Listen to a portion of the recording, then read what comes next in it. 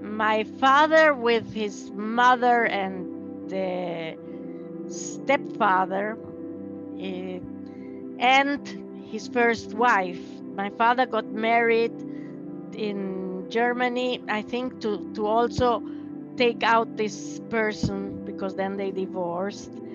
But Fredy didn't. Fredy had the same opportunity than the rest of the family, but he didn't want. That's one of the things I think even my grandmother told me. He could have gone out, but he said he would not leave until the last of the kids is safe, and he doesn't go. He doesn't want to go to South America. He wants to go to Palestine. He was a Zionist. My father was a Reform rabbi, anti-Zionist. I think that the anti-Zionism is also has to do with like a rebellion that his brother died. He probably had the guilt of a survivor, the guilt of Fredy staying behind, and I think that because actually he was quite an open person. I think I could have got him to get him to talk, but then he had an operation when I was old enough to talk. My father had a brain tumor, so he could not talk. He understood everything, but he could not talk very much.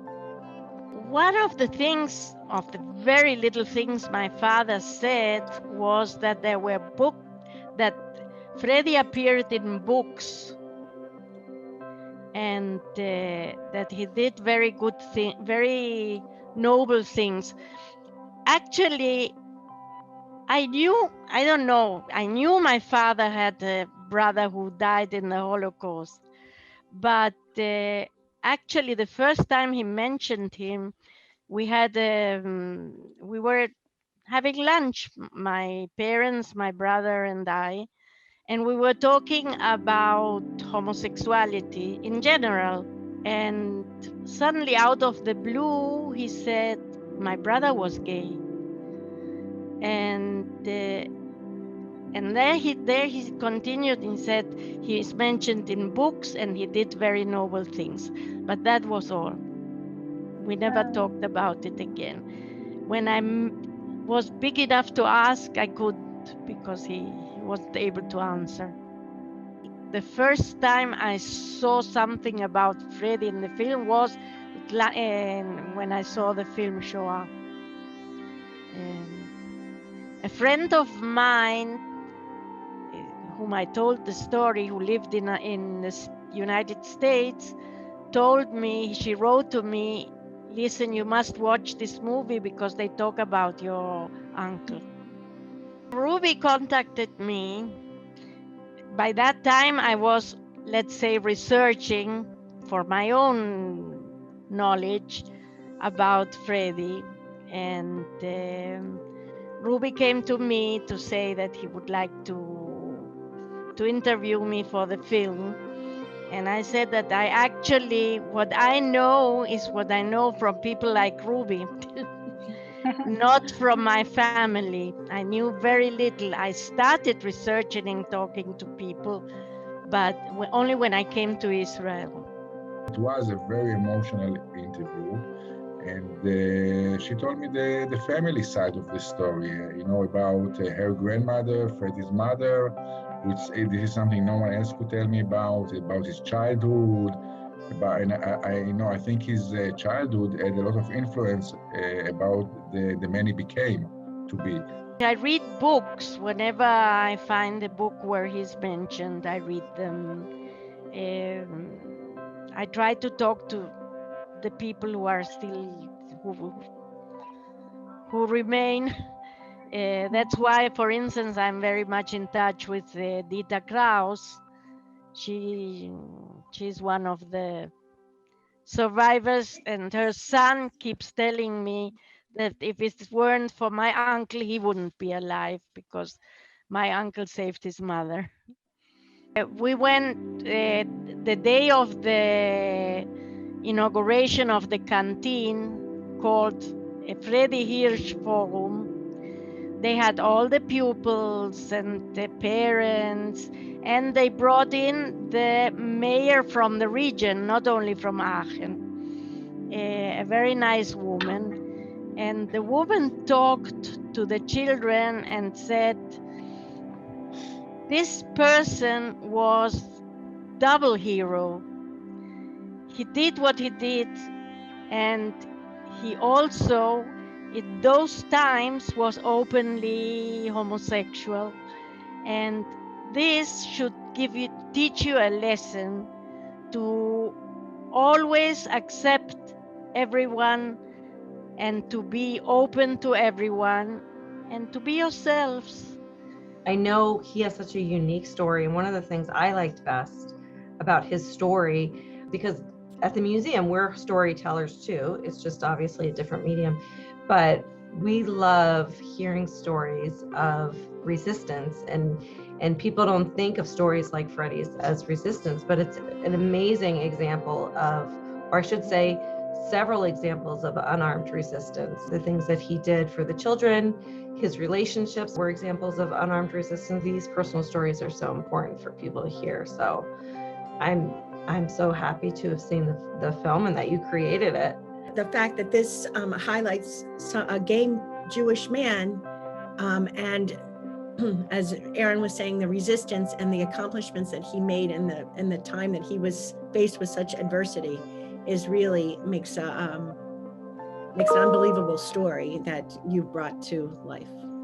For him to give those children and himself a sense of normalcy while all of that was going on around them and to them was an incredible gift that without him, who knows how those people, those children would have suffered. So that's obviously a remarkable person.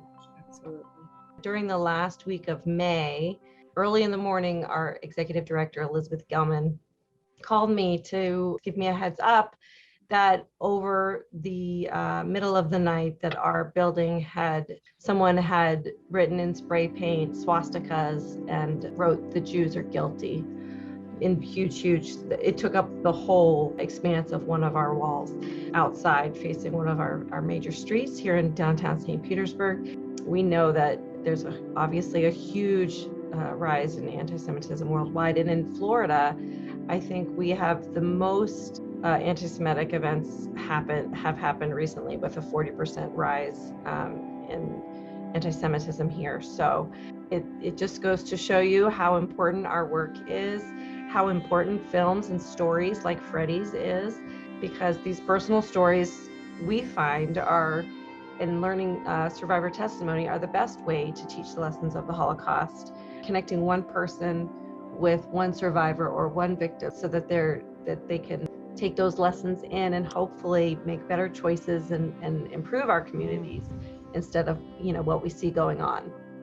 The way we're telling the story of the Holocaust is changing at these very days. We are right in the middle of a change, and if we want to tell the Holocaust to a younger generation, I thought we have to do something different. No young person will sit for 9 hours and see, Shoah of Claude Lanzmann today. So I felt like I have to look for something that maybe appeal for younger crowd, and tell the story in a different way. We are unfortunately able to use witnesses less and less because they're getting older. So I felt like I was trying to create something that will speak to a new crowd, and this is another reason why I chose animation. My son said, what a wonderful way to come across with this story without showing always the horrors.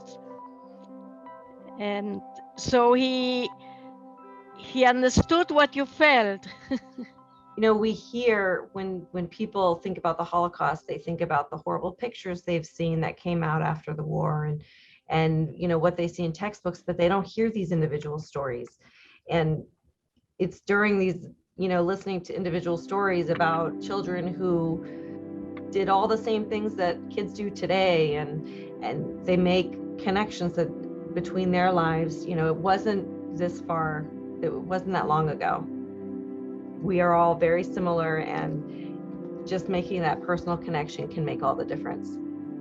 To sit there and watch it and to think that's my blood they're talking about is very,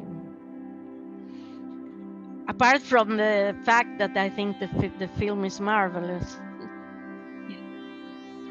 It makes me so glad to hear it, because I tell you the truth that you make a movie about a person, and you know that each person that you interview or crossed your way imagine Fredy in a different way, and I created Fredy in that sense, and I was really afraid of what the reaction of Rachel especially will be, because she kind of was his family, and I was hoping I did it the correct way that won't insult anyone or won't be too much and once she came to me and she gave the approval, okay, I felt like a stone fell out of my heart, like, wow, okay, I did it. So it was My very children loved it. They all watched it, and even we went to the inauguration of the film with my two daughters, and they were in tears.